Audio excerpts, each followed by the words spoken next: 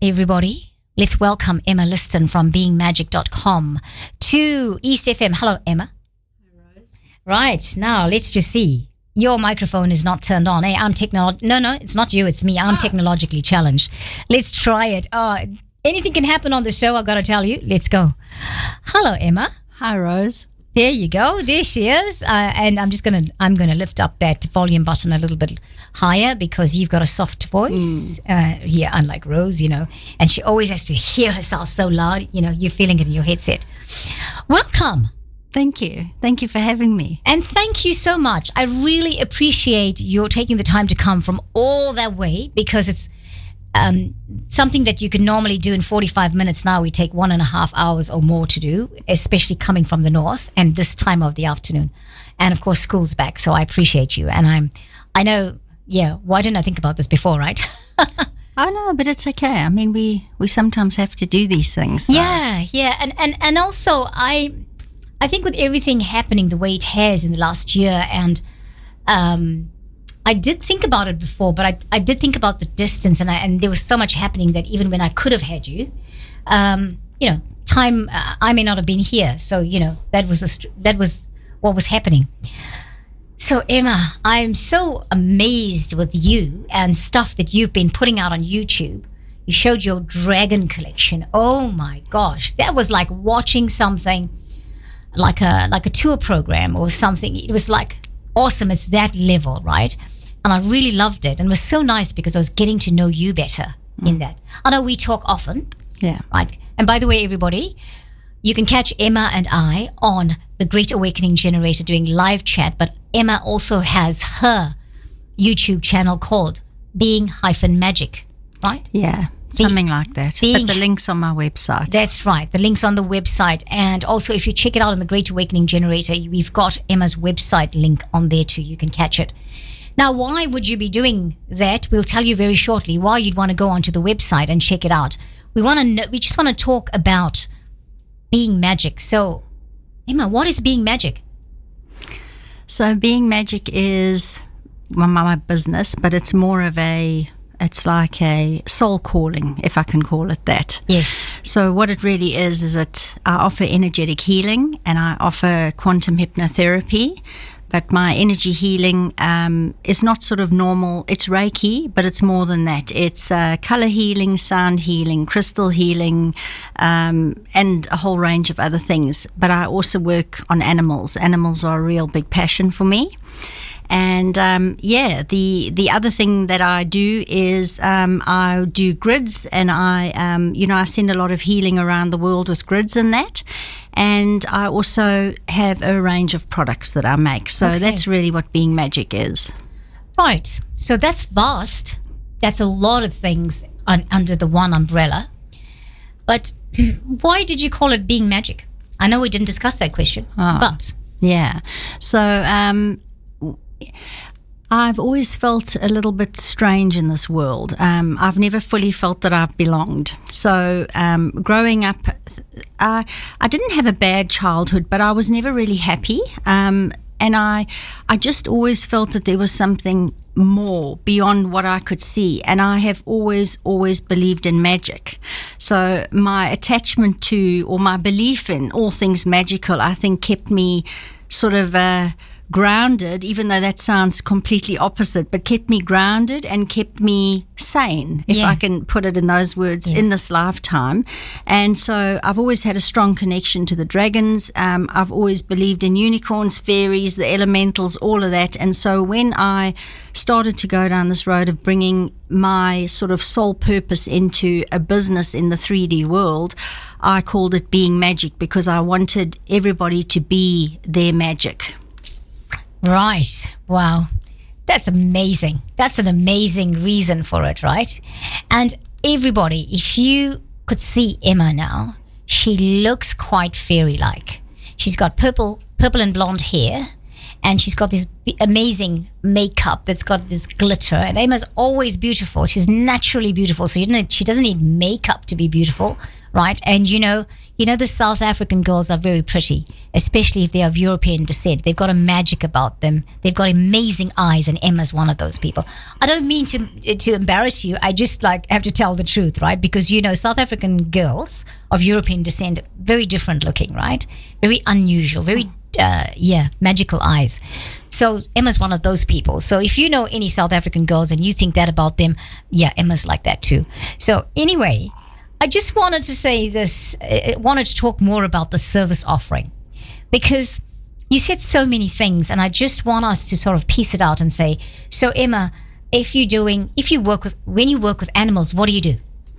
Okay, so if I work with animals, what I would do is often the animal's human guardian will come to me and go, I've got a problem. And so we'll have a meeting, whether that's via phone or Zoom. And what I'll do is after that, I will then tune into the animal because, they've obviously asked me to help. I will tune into the animal and then I will either do some energy healing work on it. Well, most of the time that's what I do. But often I will set up a grid after that. And what the crystal grids do is I can set them up and I can program them I don't do it all the time, but sometimes I feel the animal needs a little bit more healing.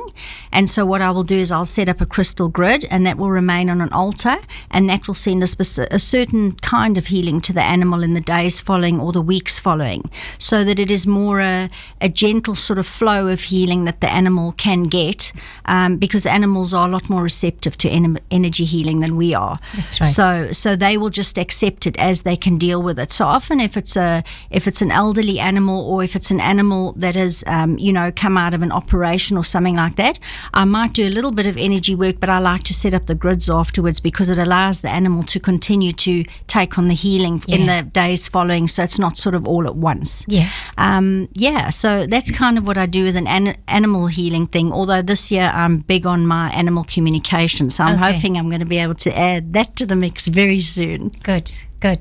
So tell me, so when an animal's guardian or family member contacts you, they'll contact you if it's unwell, if the dog or the cat's unwell.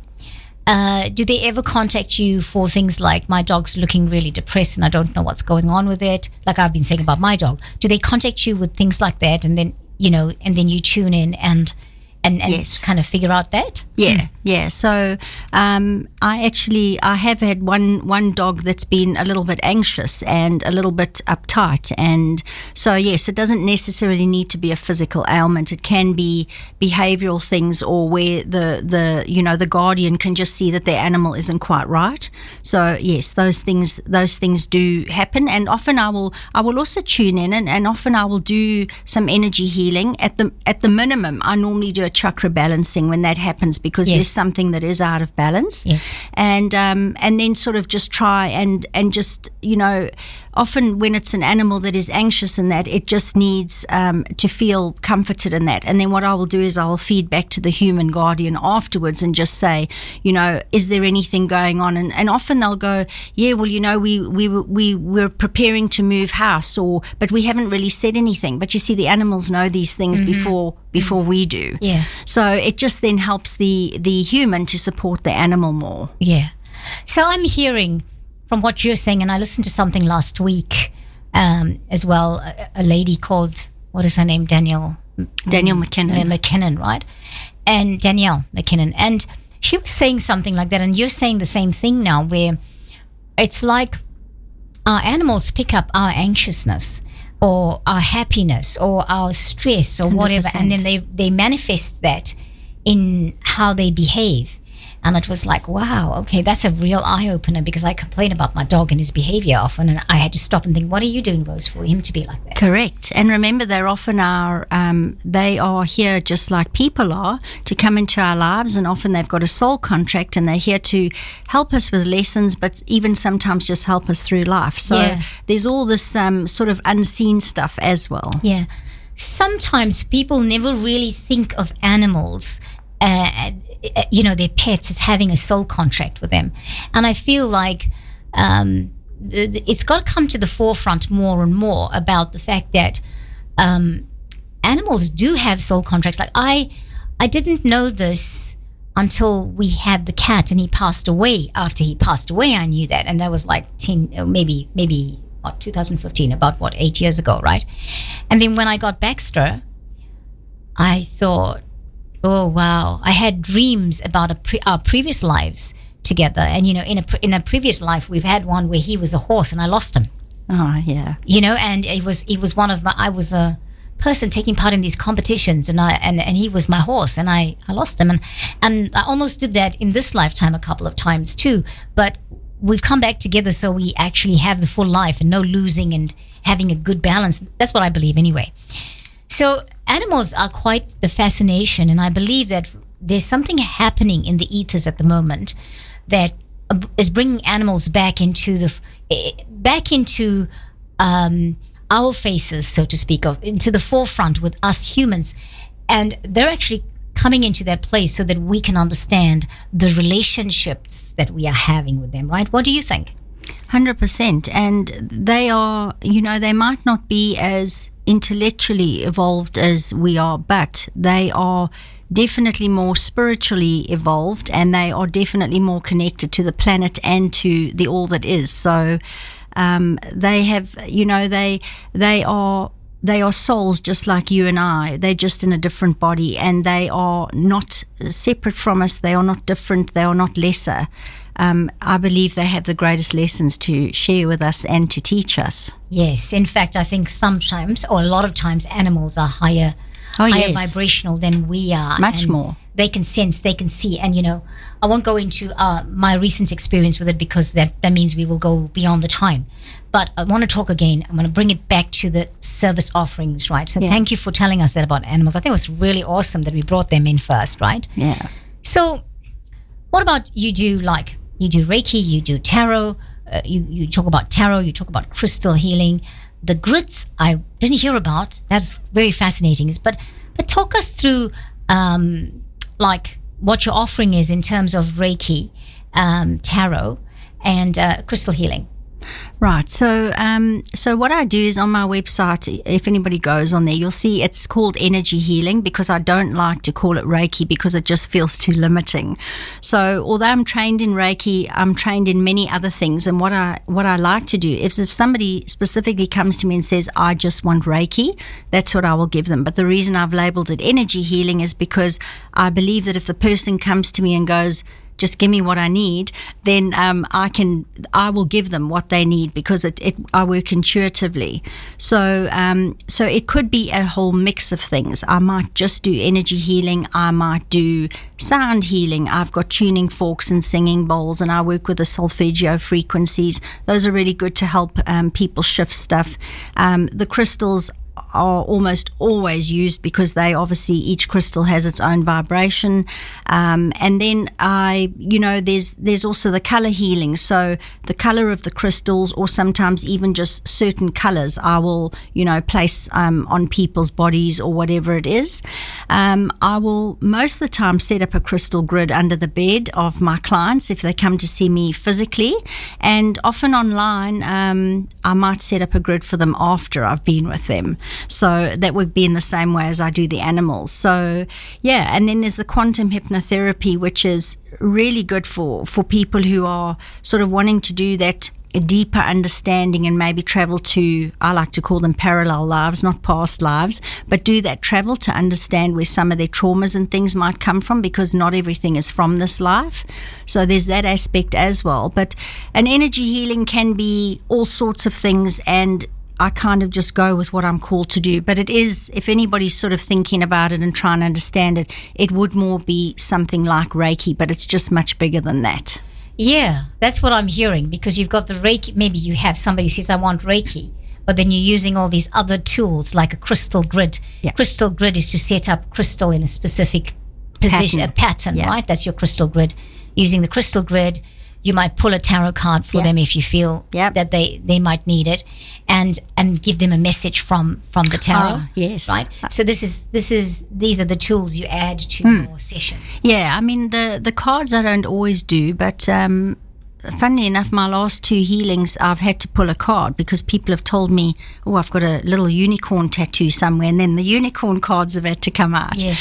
And and what I do with the crystals is I've got a beautiful set of crystals that's called the Liquid Crystal Oracle, and it's by a guy who apparently has some connection to his memories in Atlantis. Right. And each card is a gemstone, so it can be, you know, amethyst or tourmaline or whatever it is, and they have specific placements that you can put on the body.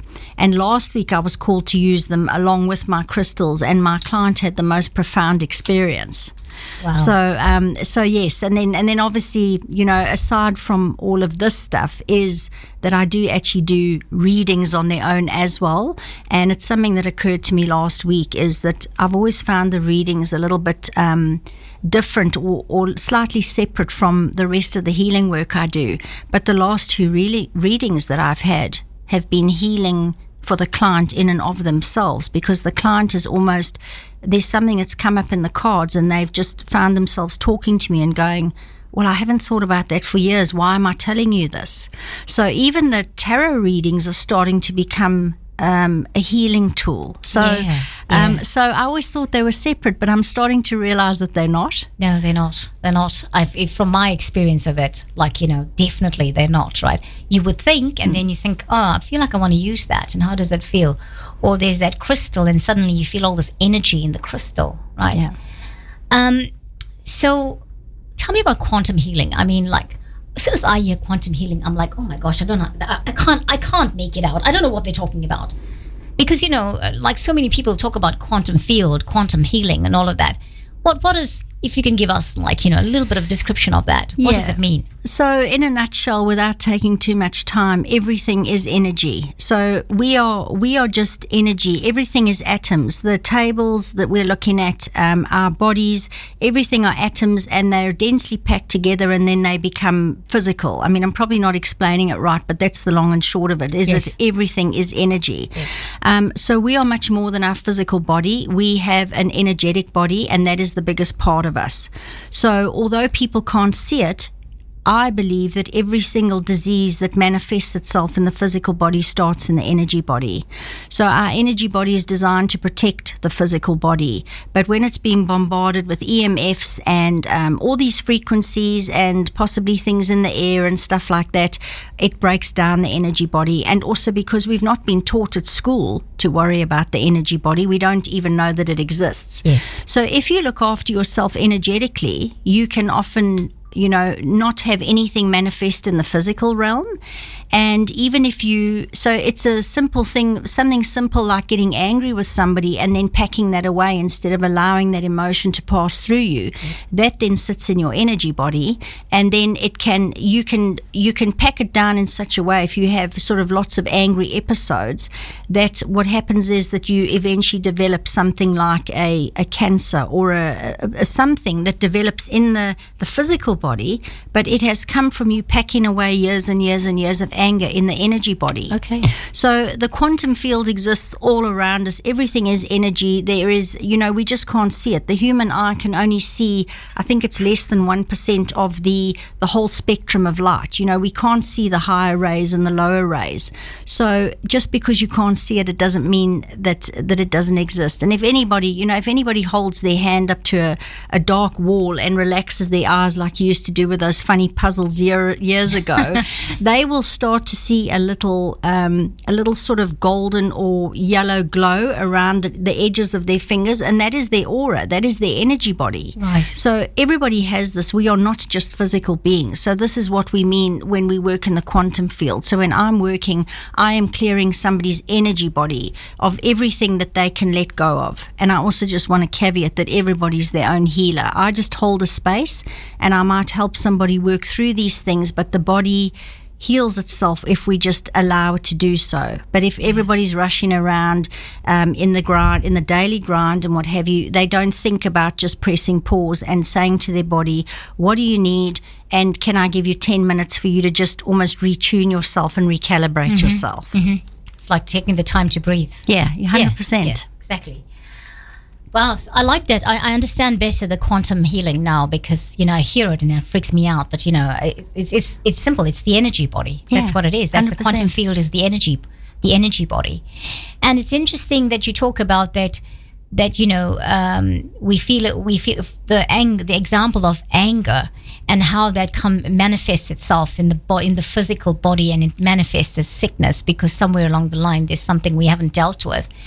A lot of people that I know will probably say no, but more people that I've come to know in the last, say, 18 months are very in tune with that and talk about that and say, yes, that's exactly right. Because I think I've known it for years now that if there's something happening in your physical body, it's because it's something, there's a metaphysical reason for it. 100%. And we need to sort of, and it's kind of sad that there is an ignorance about that in the world, because so often people are trying to find reasons and healing and stuff like that in all the things that they've been brought up and taught to look for, and they're not actually getting any results. 100%. Yeah, we're not saying, and the disclaimer is, don't ignore your doctor's advice. No. We're saying doctor's advice, or whatever it is you choose to do with the doctor's advice, is, we say to everybody, this is something we're not encouraging you to do. But what we're talking about supports, enhances whatever else is going on. And yes, you can have doctor's advice. Yes, you can do that. But you can also have these things. We have equal value here. Exactly. Right? And Yeah. often when something has manifested in the physical body, you often do need surgery or something like Yeah. that. But if you've got something, definitely something like anxiety in that, consider if you find that, maybe you're not happy with, taking a medication, or maybe you find even on the medication it's not helping. There are other ways for you to work through why you are anxious, because anxiety, anxiety is a funny one, because anxiety for me is almost a little blessing. It's a little blessing package, because it is energy that is coming up to the surface to be released, but the person doesn't know what it is, so they become anxious. Yes. But the body is innately trying to do what it needs to do. It knows that this energy is harmful for it, so it's trying to release it. So for anybody out there who's got anxiety, your body's trying to talk to you. I like that. Yes, I like that. You tell me you're working with the grids, right? And you for the planet and things like that. Now we understand what the grid is. You can make a crystal grid. Yes. Do you use other things to make a grid?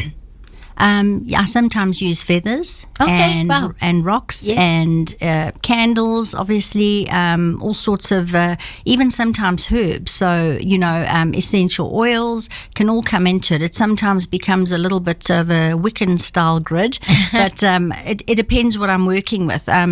Sometimes sometimes it'll just be crystals, and other times it'll be a whole load of things. Yeah. I want to come back to the grid question later on. I have something around that, but it's when it's more applicable to another question. So I feel like, I just wanted us to do that. Make sure I'm making a note of it. Products, you said herbs, you use herbs, products or whatever. Now, I received a wonderful pack from you a while back, and I'm still using all of that stuff, and I'm really loving it. And, and just for the benefit of our audience, I've also had Emma's energy healing, and it was just incredible. It was amazing, right? I just felt so cocooned in this golden light. I could see myself, or I could see this golden light all around me, and I felt like I was just in a space where I was just, cotton wooled with golden light, if that's the way I can put it. And it just made me comfortable, and I just felt at peace, and I just had amazing sleep and all of that. Right. But we'll talk about the products, because the products that I told you, I just used it last night too. How is it that you make products? I mean, like, where does that all come into it? And what are these products? Well, I know what the products are. Our listeners don't. Can you tell us about the products? Yeah, so a couple of years ago, I got quite ill, and I didn't really want to, for some reason. I think the illness was a kick from the universe to to get me to continue with my little,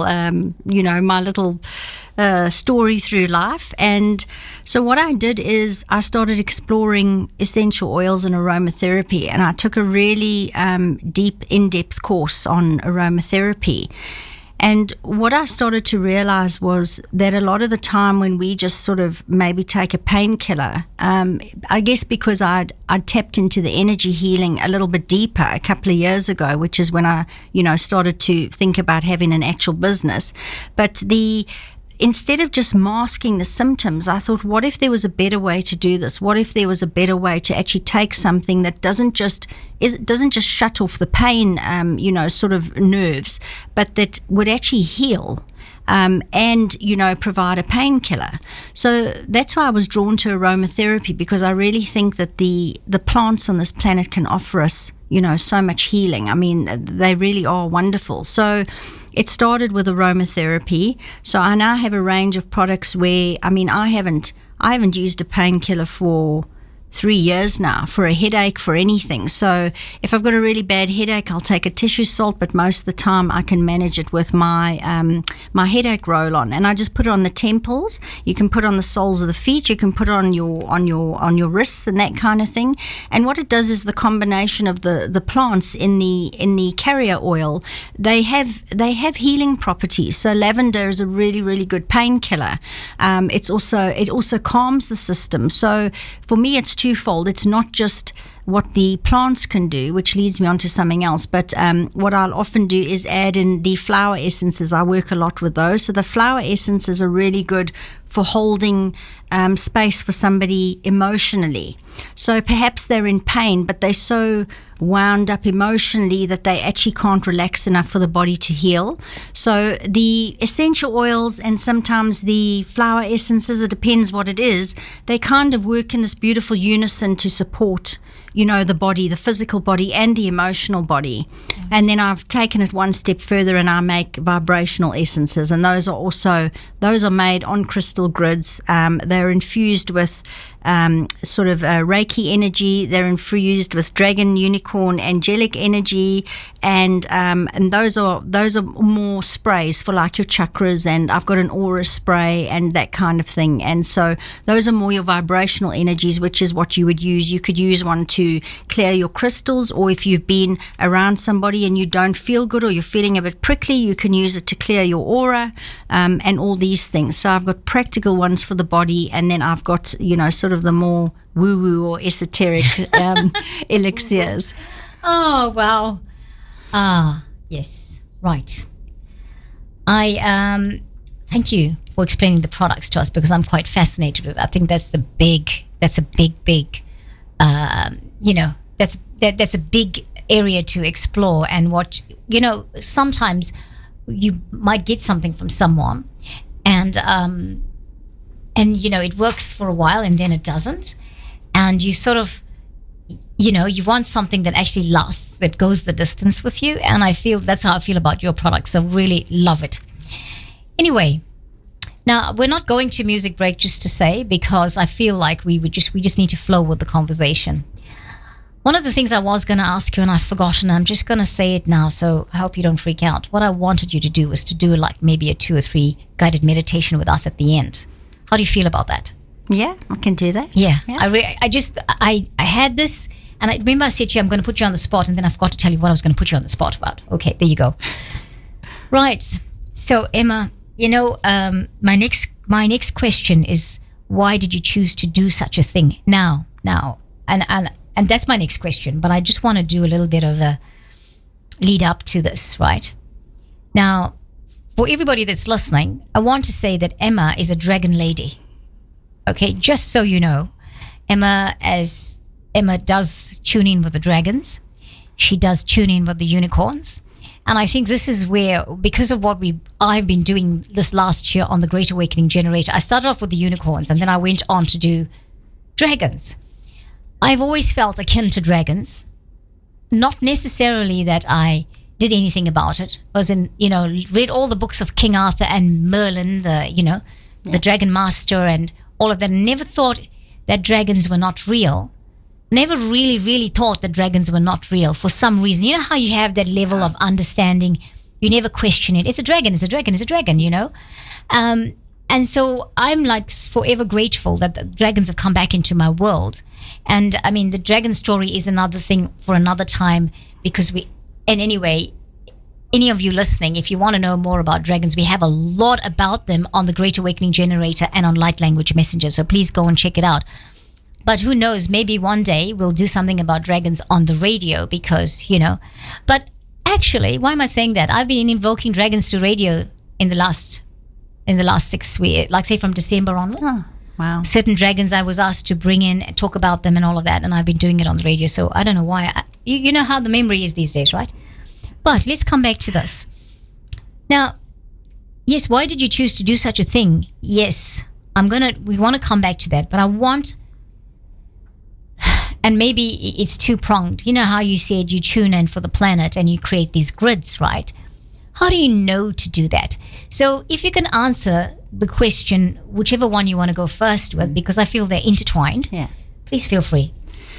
So the grids are interesting. I mean, I guess I've always felt connected to the planet, but yet disconnected. As I say, I grew up feeling like there was something there, like there was something that I was missing. And I really do, I've always felt like I've always been very connected to nature and to animals. And animals to me are closer to nature than we are, and they didn't lose their connection like we did. But there's always been a part of me that's really wanted to help the earth. So, you know, often when I'm on the beach, I'll go and draw, whether it's Reiki symbols, or I love Metatron's cube. Every now and again, I'm drawing Metatron's cube on the beach. If I can, I'll go outside and I'll actually try and pull in energy from the cosmos down through my body and into the earth, and just ask the dragons and the unicorns and the earth herself to take it to wherever it's needed. It's kind of been something I've been doing a little bit more sort of over the past 4 years or so, but I've always just felt like the planet was a part of me. It wasn't something that was separate from me. And then, of course, as I went along my journey, and possibly once I did my first Reiki course, which was back in 2011, I started to realize that, you know, everything had energy, and, you know, started to delve more into this world. And imagine my delight when I discovered that Gaia was a living, breathing entity just like we are. So yes, so the grids, every now and again I will set up a grid. I mean, when I did Diana Cooper's thing in October last year, meditation. Yeah, I when I attended that event, I had a grid set up for the planet for 24 hours before that event and for the whole week afterwards. So every now and again I'm called to do that, but it's just been, I don't know how to explain it. It's almost just it's a connection, and sometimes I just think, okay, now I need to do a grid. It's not something that I can't give you an answer as to why I've ever done any of that. I just do it and I go with it, and I don't really know what it means, but it just feels right. Good, because because I'm always fascinated when people say I did a grid for the planet. I tuned in and I did a grid for the planet. Well, what prompted it?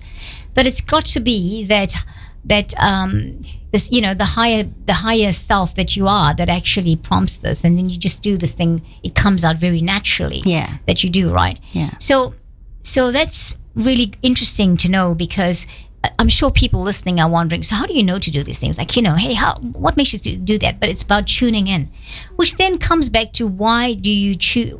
Not so much why do you choose to do such a thing. How do you find yourself here? Like, I mean, like I'm like fascinated with people like yourself who they know this and they know that and whatever. And it's like, so how did you come to know this?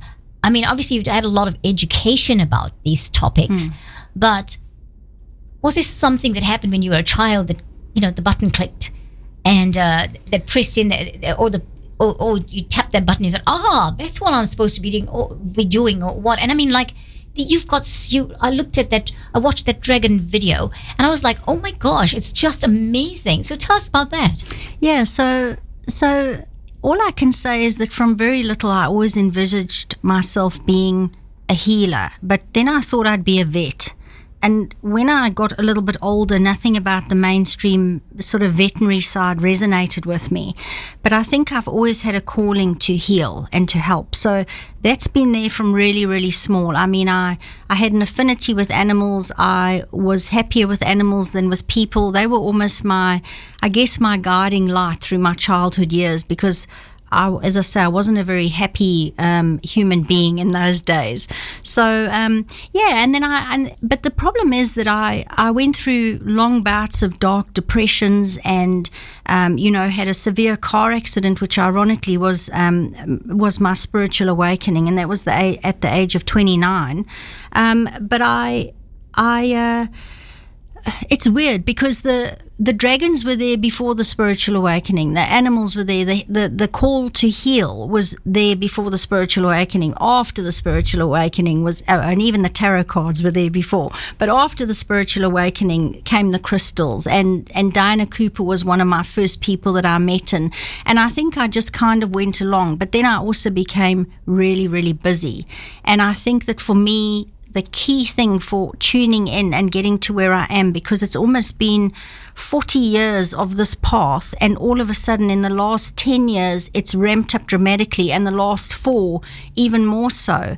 And I have to say that is because I've gone inside and I've started to meditate, because 5 or 6 years ago, Rose, I didn't sit still for longer than 20 seconds at a time. Yes, so I really think the meditation and the slowing down and the connecting with myself. And then I found a huge shift 2 years ago when I did my hypnotherapy course, because we had to do 25 swap sessions with other practitioners to practice before we could go out to the public and in order to qualify.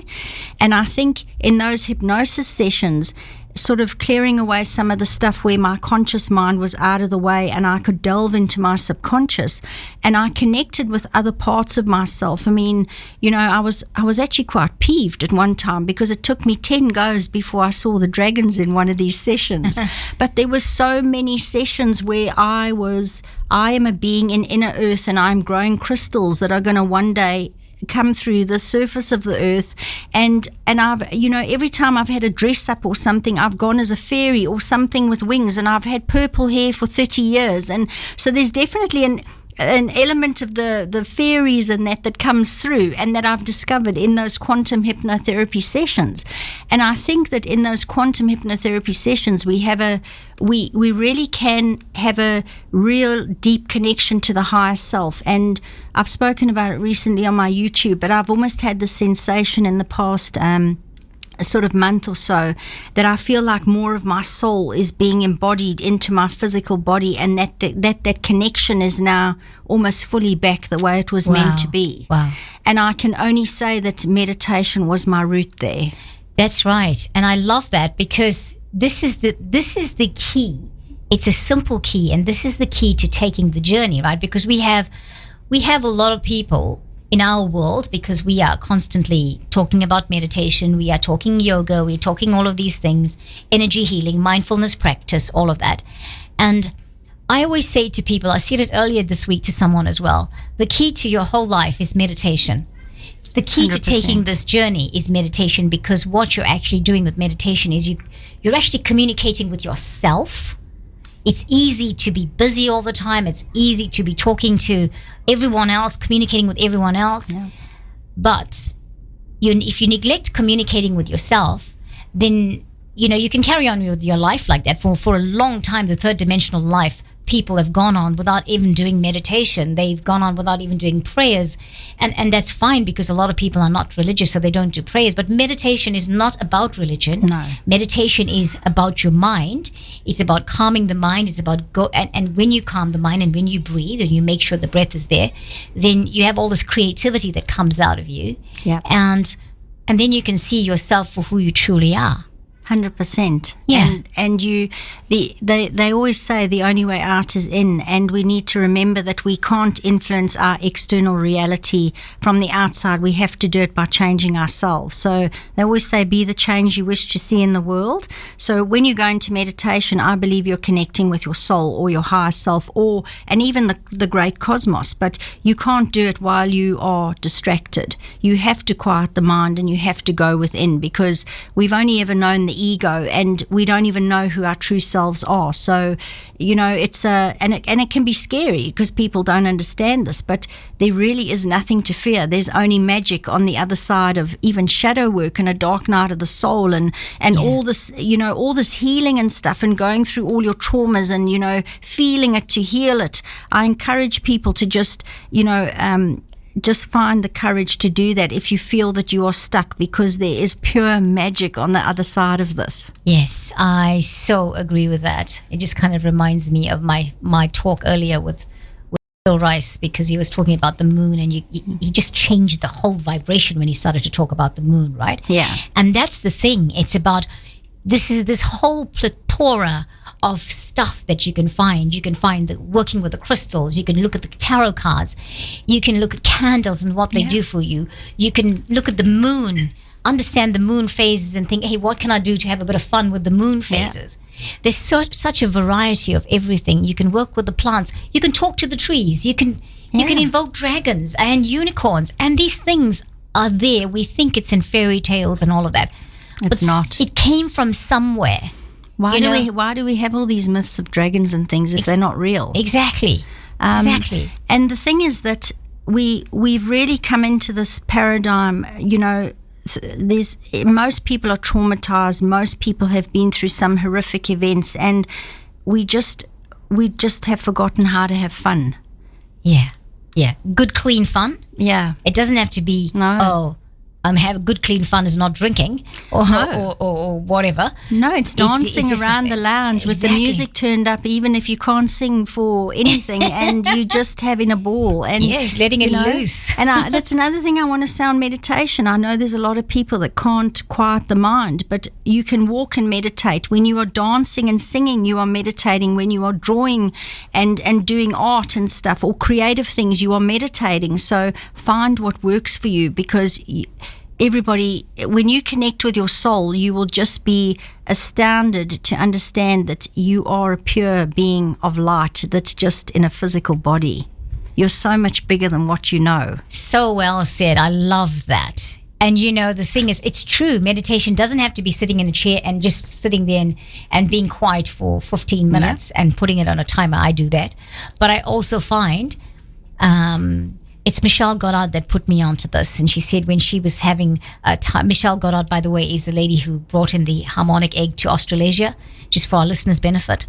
Michelle is meant to be on radio with me in the next couple of months, so we look out for her. But she was talking about this, and she went through this period of not connecting.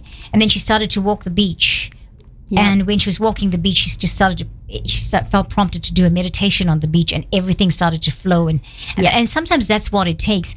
And I was on Mangaroa the other day with the dog, and it's just amazing when you stand up there and you look at all the vistas around us, and it just automatically, the light language start to come out of my mouth, and I think, well, okay, this is it. This is what she's talking about. Yeah. And for me, it's for some people, it's well, what were the examples you gave now? It's gone out of my head. But it's like dancing. And for me, it's dancing because my body will tell me you need to dance, or you need to sing, or something like that. But for me, it's baking bread. It's kneading the dough that does it. Baking, have you found that? Yeah. 100%. It's like, it just puts me in another space. Yeah, because it's almost like that when you're driving. So you go into that alpha state where your mind's doing something and your body's doing something else. So, and that's really what you do when you meditate. So you don't have to be still, but it's getting the mind out the way, because the mind is the ego mind is the thing that has all the limiting beliefs and is really trying to keep you safe. But it's not allowing you to expand. Yeah. So you need to get out the way so that you can, find your courage, take those chances, and just, be, as I say, my slogan is awaken your magic. So awaken that magic that's deep within you that you have. Yes, and all of us have the magic. We have our own kind of magic. Yeah. And one more thing I just wanted to say about going within. I believe, if all of us are going to do that going within, and we're going to do our meditation, it's actually going within, that's going to shift everything that needs to be shifted on the planet 100%. For higher purpose, right? Yes. For a higher vibrational state. And the planet is ascending. Yeah. And in order for us to ascend with the planet, this is what we need to be doing. We need to be going within. Yep. The battle, and I don't like using the word battle, but how the planet was won is going to be about people going within, all of us going within at the same time, and it's the planet is going to win. The planet's already winning. We are going to win with the planet if we do that. It's about us. It's about what we do, because Gaia is ascending. There is no question about it. No. And the question is, will you be going? Are you going? Yeah. That's and people need to remember that we're all part of one. So with everybody that does their own healing, they are healing that part of the one. So with everybody that does their own healing, they're healing the whole, which is really beautiful because everybody benefits. Yeah, exactly. And there's not a lot to do for everybody to benefit. No. You just do it for yourself. Well, you do it for yourself. Exactly. Yeah. You do it for yourself, and all of that energy goes out. Because who wouldn't want to have a magical life filled with joy, wonder, unicorns, dragons, fairies, and all these things? I know that I can see it. I can hear the music. I can hear the birds singing, and I can hear the water flowing. Yeah. Oh, yeah, absolutely. So, Emma, we come to this point where I ask this question. Is there anything else you want to tell us? I will ask you about telling us, about giving us your contact details later. But is there anything else that you want to share with us or tell us about that I have not asked you? I don't think so, Rose. As I say, I encourage people to find a way to meditate, whether that's a moving way or a quiet way, because really it's wow. It's not an experience that can be described in words. It isn't, and I will add to that to say, if you are struggling at the moment to keep your mind quiet, if you are struggling at the moment to take charge of your life, take control of things, if you're going through something called the dark night of the soul or the black night of the soul, whatever it is that you feel like you're out of control in, meditation of whatever kind that suits you is going to be the thing that's going to be your gateway to seeing the light, to seeing what is next, to taking that next step. I live it. I know it. There is no other thing I would say to anybody who's starting out. And remember, many people are not awakened yet. Yeah. Right? Many people are not awakened yet. And so many people are starting to awaken. And the way to keep traction, the way to keep that longevity and keep it going is meditation. Yeah. And I would also say that if you feel that you are struggling and you can't do it alone, that's when you find a coach or a healer or, somebody that can hold that space with you and guide you and walk with you, because we are all here to walk one another home, and, you're not alone. So yeah, that was your anything else, wasn't it? I like that. Really, really important. And I think what we have to, some of us have done a lot on our own. Okay, I'm one of those people. And then there came a time when I needed people. I needed to go to a healer or something like that. And I knew that and I went. But don't try to do it on your own. You don't have to do it on your own. No. There's so much available and there's so much out there. So look for it. And by the way, Emma's one of those people you could go to just to say, not like, tricky marketing or anything. It's just directly, that's what you do, right? Yeah. This is what you do. And now that we got to that, Emma, tell us where people can get a hold of you. Yeah, so my website is being-magic.com. So it's being-magic.com. And all my details are on there. I have a YouTube channel. You can find me on Instagram. And so feel free to reach out. Yeah, reach out. Reach out if you need it. I really encourage you to do that. And thank you for that, Emma. And if you felt you lost where that was, you couldn't remember it, go to the Great Awakening Generator. Emma's on there. And, her details are on there as well. One of the things, before we go to the meditation, I pulled a card today out of this. This is by Diana Cooper. This is the unicorn cards, right? And there is a little book here. And for whatever reason, I love the unicorn cards, but I've got to say I love my unicorn, the magic of unicorn cards better, right? So today I thought I'm going to shuffle the cards and then I'm going to see what card comes out. And this was the card. Number 18, magic. Oh, my word. You can't make this stuff up, right? And what it says is there is magic around you, so expect excitement and joy. Exactly what you were just saying, right? 100%. The universe is speaking. The universe is speaking, and in some ways really loudly at the moment. So be in tune, and I would encourage anybody listening to just be in tune with that. Be in tune with that, because we're meant to have a really good time at the moment. I know that things are not, the way things are, and because we're all in the transition process and we're going through the transformation, and some of us are awakened, some of us are partly awakened, some of us are still asleep. Things are happening that we sometimes think it's a cruel world, and yes, the world, it is looking like that. But I want to say these two words: soul contract.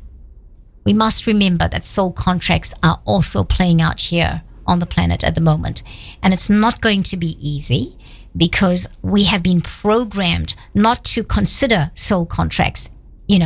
We have been programmed not to think. We have been programmed to think of death and tragedy as really bad. What we haven't been told is this: that when death occurs, when tragedy occurs, that there is something that soul signed up for this life. Yeah. That when they come here, that they are going to go through that, and their life might end young, life might end old, or they might have something that is presented to them that will take them through a learning process, whether it's a terminal illness or a chronic illness or whatever. Those are the things we haven't been told. We've been told that those are bad things. Death's a bad thing. Having somebody die is terrible, and all of that. And of course, we are a planet, and we are people on this planet. We operate from heart space.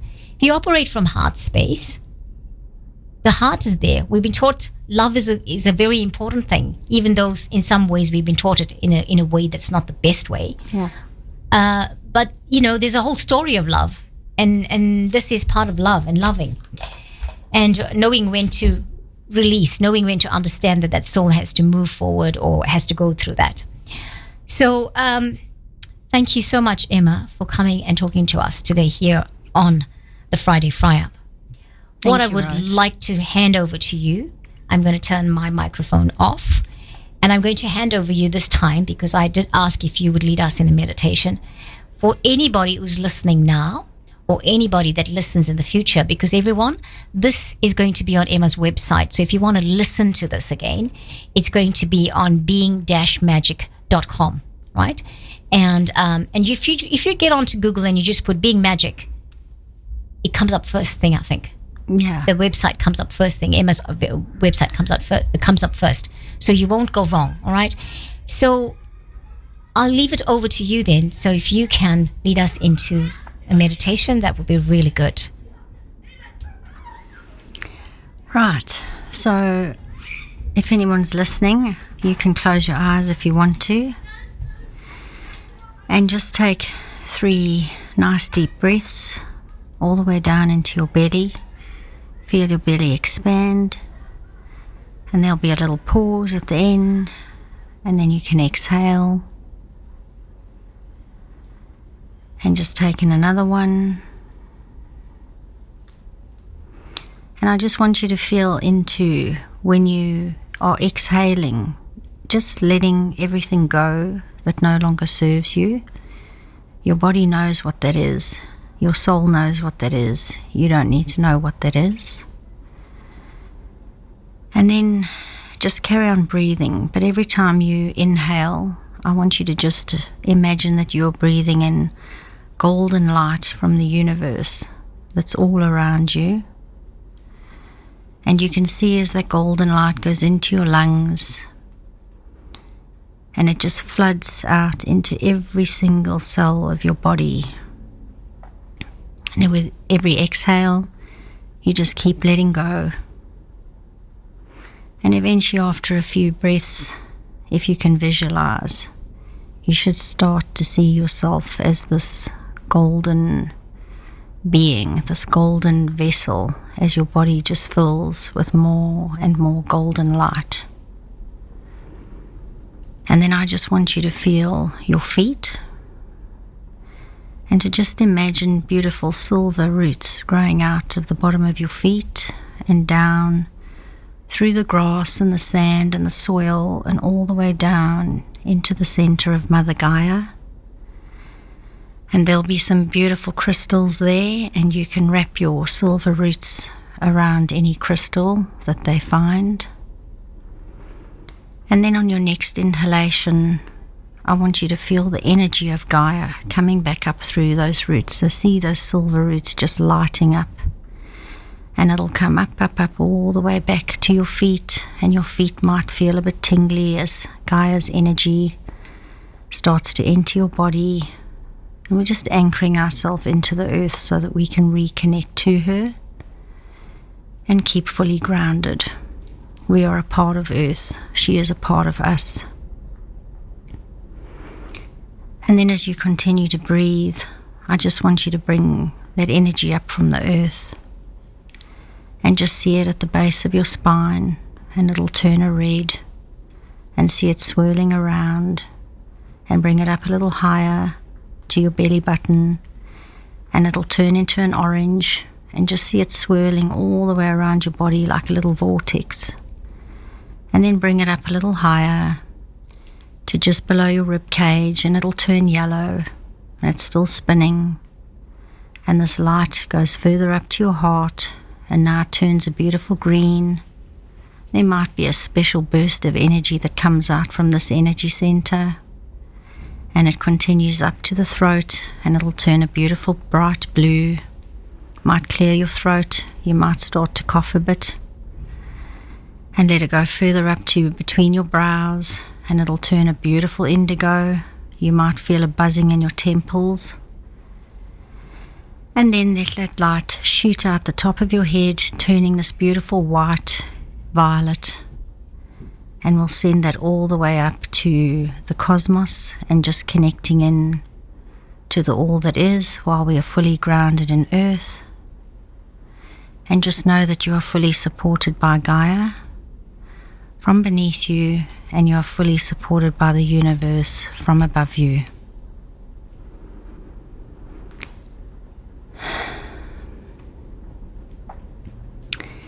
And then when you feel ready, just start to wiggle your fingers and toes. And as you do that, just thank your body for the time it's taken today to release the things that it needs to release.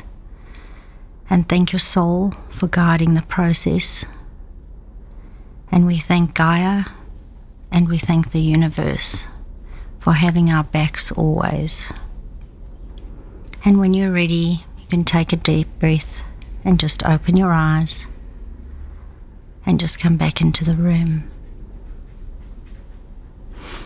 Thank you, Rose. Thank you. Thank you so much for that. Wow, that was awesome, Emma.